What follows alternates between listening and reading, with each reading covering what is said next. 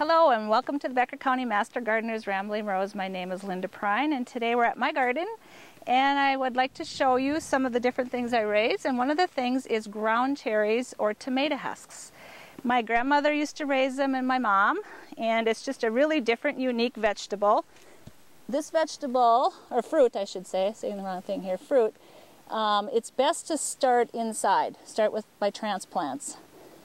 You'll get the fruit a lot faster. You can direct seed, but sometimes all the fruit will not make it because of frost or season is too short. But this is how they first kind of form. They're a real low ground. They look a lot like a tomato. They're a relative of the tomato. And they form all these little pods. And when they are ripe, they start dropping the little husks, the little tomato husks. And it's kind of a little paper kind of thing that protects them. And this is the tomato husk. You can eat them raw. People put them in pies and desserts. My tomato husks usually do not make it from the garden to the house. It's one of those things, I get home from work and I need to do a little snacking. I'm out here snacking. My dog likes them too, so I have to kind of sneak it, or otherwise he's going to know where these babies are and he's going to be eating them.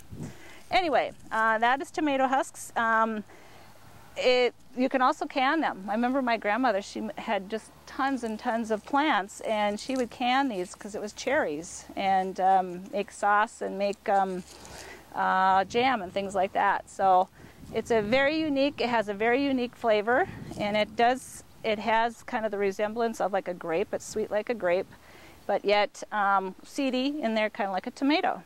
One year I ordered the wrong kind of seeds. I thought I had ordered tomato husk seeds, and I got tamales, and they were taller plants and they had really big pods. And I thought, wow, I got the hybrids. This is great.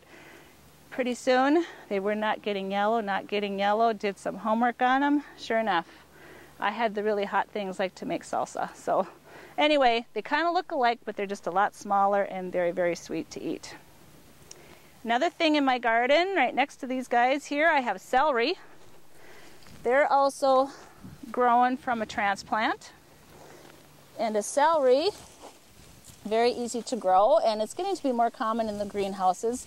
I use a lot of celery in canning for making mixed vegetable and making different kinds of tomato soups that I preserve, or I make throughout for our winter eating.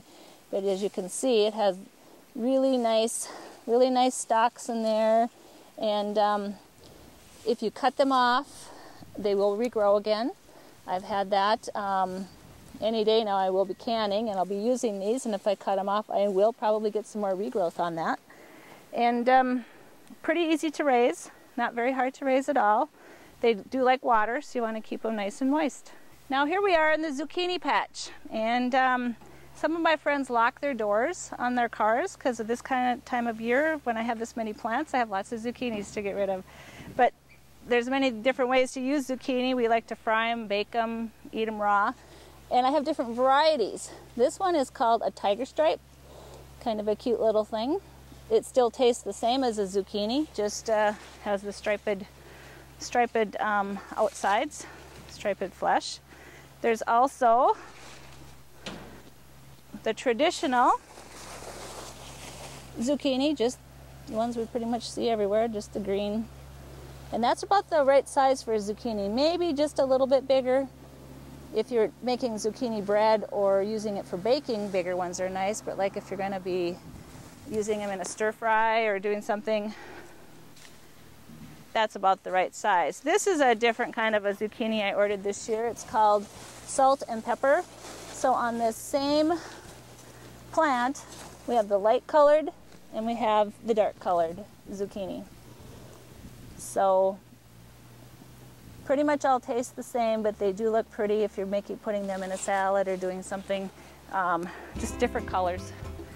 So thank you again. Zucchinis, by the way, are very nutritious and very good for you. I had to put that in there.